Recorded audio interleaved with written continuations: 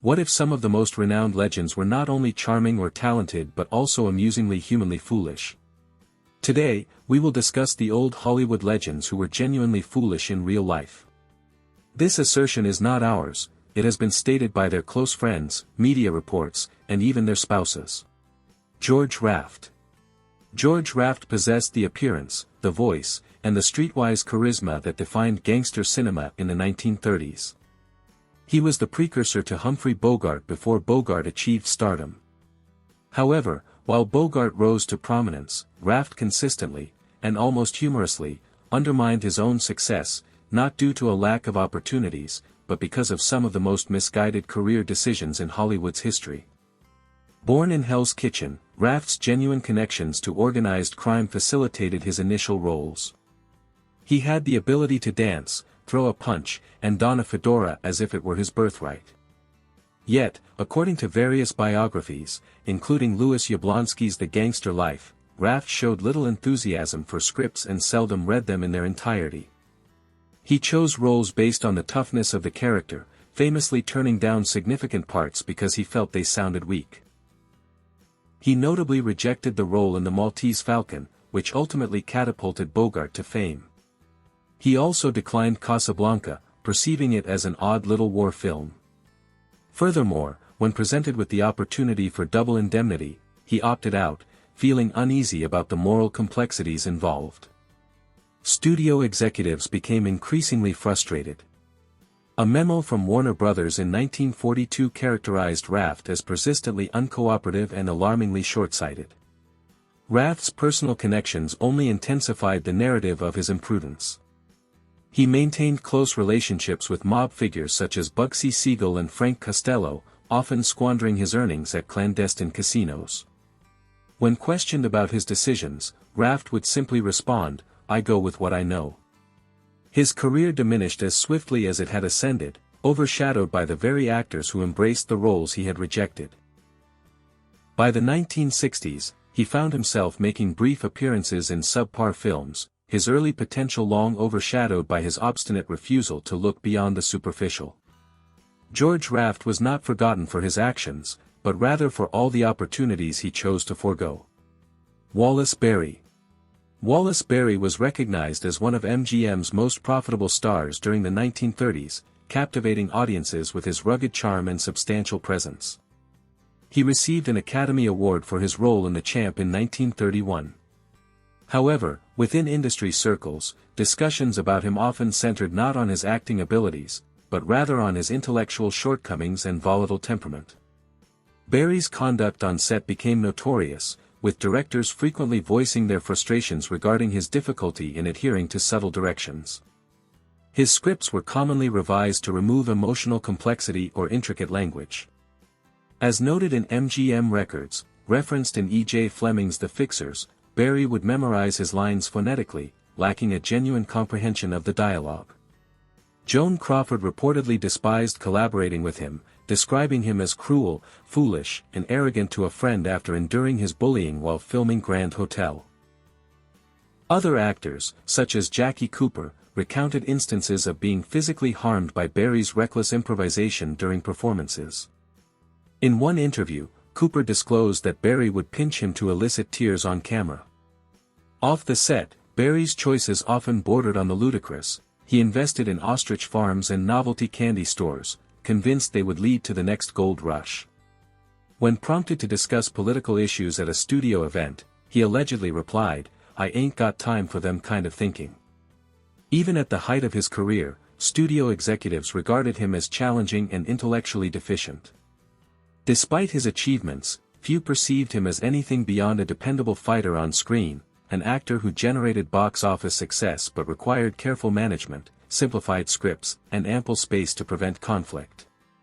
Wallace Beery's legacy persists in film history, but not due to his intellect or insight. Rather, it is the case that brute force is sometimes misinterpreted as charisma. Esther Williams. Esther Williams established a remarkable reputation as Hollywood's million-dollar mermaid. Her aquatic musicals during the 1940s and 1950s captivated audiences with synchronized swimming, extravagant costumes, and high dives that were choreographed like ballet.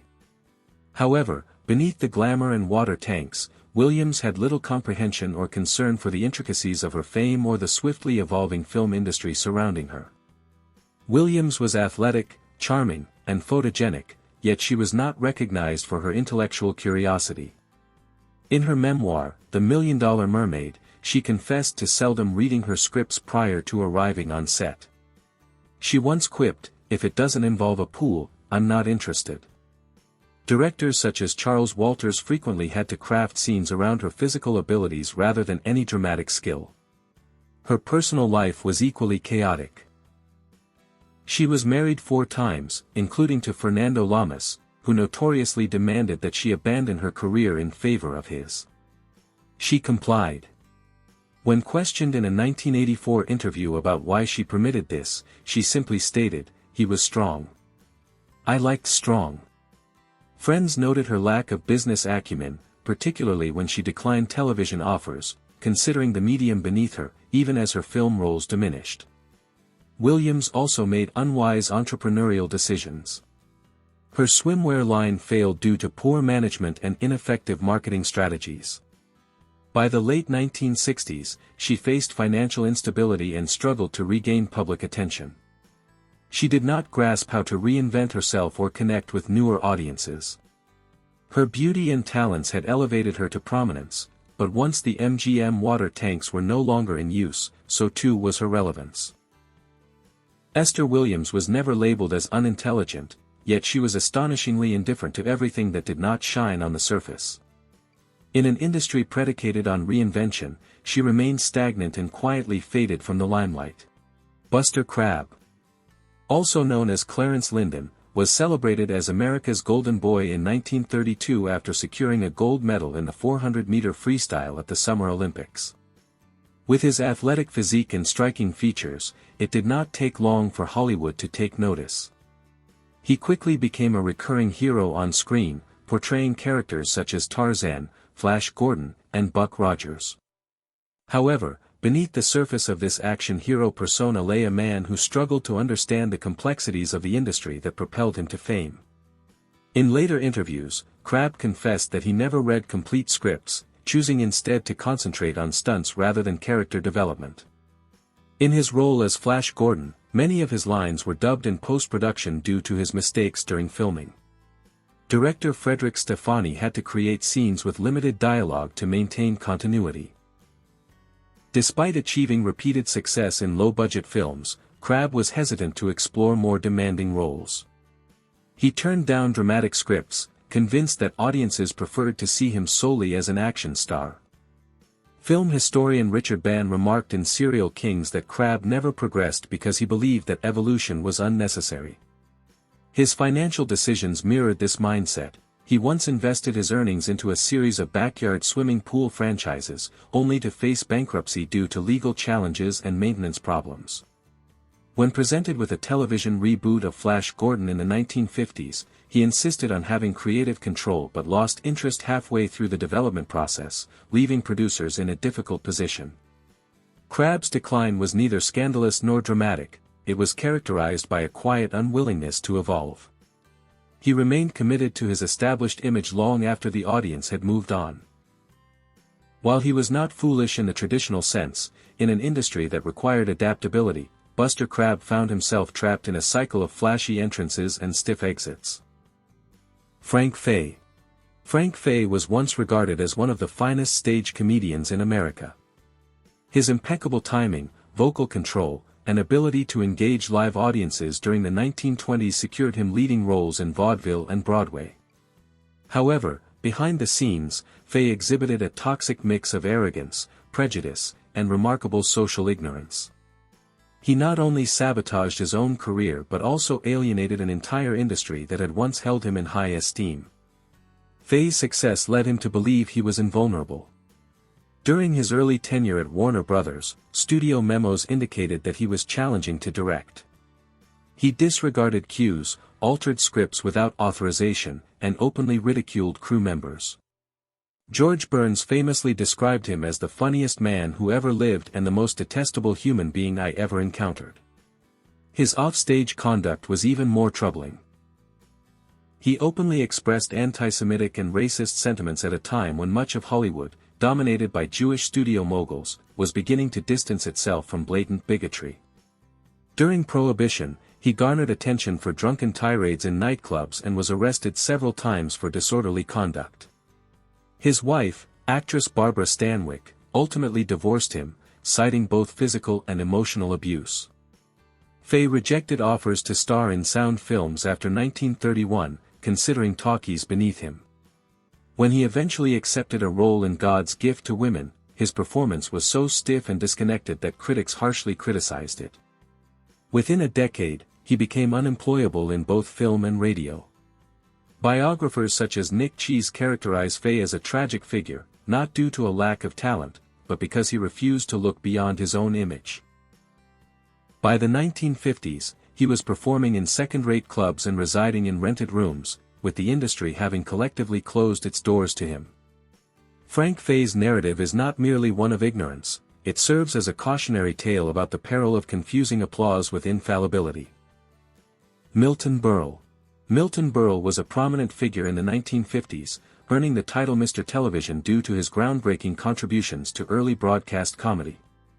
He was the leading personality of Texaco Star Theater, attracting over 80% of the national audience at his peak. However, despite his significant achievements, Berle was infamous for making foolish, self-centered choices that undermined both his legacy and credibility. He was known for brazenly appropriating jokes from other comedians. Staff writers often voiced their frustrations about his tendency to recycle old gags, sometimes from vaudeville acts that were 2 decades old. When CBS executives attempted to modernize the show, Berle resisted, asserting, "This is what made me famous," even as the ratings began to decline. His conduct behind the scenes was unpredictable. Biographers, including Gerald Nachman in Seriously Funny, recount how Berle insisted on approving scripts he had not read and dismissed writers impulsively. His instincts were frequently misguided. He rejected numerous innovative format changes and was reluctant to share the spotlight, fearing that other comedians might overshadow him. Berle also made perplexing business choices. He declined a lucrative film contract with MGM because he was unwilling to reduce his nightclub performances, thereby missing an opportunity to transition into film. In 1960, he invested in a chain of comedy clubs bearing his name but refused to visit any of them, leading to their collapse within 2 years. Despite his pioneering contributions to television, Berle became an anachronism. He failed to comprehend the evolving humor of the 1960s and 70s. When he eventually consented to guest appearances in later years, his jokes were perceived as outdated and painfully irrelevant. Milton Berle played a crucial role in establishing the foundation of TV comedy, yet he did not realize that maintaining success required learning, adapting, and occasionally stepping aside. He never did. Jean Arthur. Jean Arthur had one of the most unique voices and on-screen personalities of the 1930s and 1940s. With her distinctive husky voice and expressive eyes, she excelled in classics such as Mr. Smith Goes to Washington and Mr. Deeds Goes to Town. However, beneath that charm lay a woman who spent a significant portion of her career evading fame, the press, and often her own success. Arthur had a well-documented fear of public speaking and social interactions. More concerning was her inability or reluctance to navigate the fundamental aspects of the film industry. She declined press interviews, turned down public appearances, and seldom interacted with studio executives. Frank Capra noted that she would exit through back doors and occasionally disappear between projects, avoiding contact for extended periods. Her anxiety approached the level of professional sabotage. During the filming of The More the Merrier, Arthur reportedly experienced breakdowns over lighting and costumes, insisting on filming without crew members present. Director George Stevens had to reconstruct entire sets to accommodate her discomfort. Despite receiving an Oscar nomination, Arthur later referred to the film as a miserable experience. She also rejected significant roles that could have maintained her stardom. She turned down His Girl Friday, It's a Wonderful Life, and even roles specifically written for her. When Columbia Pictures proposed a contract extension in 1944, she declined in favor of semi-retirement, retreating to her apartment without a clear plan. Arthur eventually returned to teach acting at Vassar College in the 1960s, but even then, students reported that she was often evasive, cryptic, and emotionally distant. Her brilliance was undeniable, but so was her detachment. Jean Arthur did not fall from grace due to a lack of talent. She drifted away because she could not or would not operate within the world that had made her a star. William Frawley. William Frawley is primarily remembered for his portrayal of Fred Mertz on I Love Lucy, a role that secured his place in pop culture history. However, behind the scenes, Frawley was known to be a volatile and confrontational figure, with an abrasive personality and a lack of self-awareness that often made him his own worst adversary. Prior to television revitalizing his career, Frawley struggled as a character actor throughout the 1930s and 40s. He gained a reputation in studios for being challenging to direct, often slurring his lines due to chronic alcoholism. Directors, including Wesley Ruggles, reportedly refused to collaborate with him after experiencing too many botched takes. He even had a scene completely cut from Miracle on 34th Street because he could not maintain sobriety long enough to perform it adequately. His reputation nearly jeopardized his role in I Love Lucy, as Lucille Ball initially opposed his casting due to his erratic behavior and drinking habits. Dea Arnaz ultimately agreed to cast him under strict conditions, requiring Frawley to remain sober on set and to arrive punctually. Surprisingly, he complied, but his old habits re-emerged off-set. He was notorious for instigating bar fights and was banned from several Hollywood lounges due to his disruptive conduct. Frawley exhibited little patience for modernizing his craft, dismissing acting classes and rehearsals. He once told a younger co-star, "If you need to practice, you shouldn't be in this business." His arrogance and inability to adapt closed many opportunities for him. After I Love Lucy concluded, producers were reluctant to cast him in significant roles, fearing he would revert to his previous behaviors.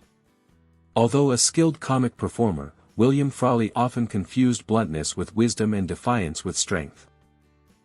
He relied on a single outstanding role but never grasped how close he came to losing it all simply because he refused to evolve, listen, or take responsibility for his actions.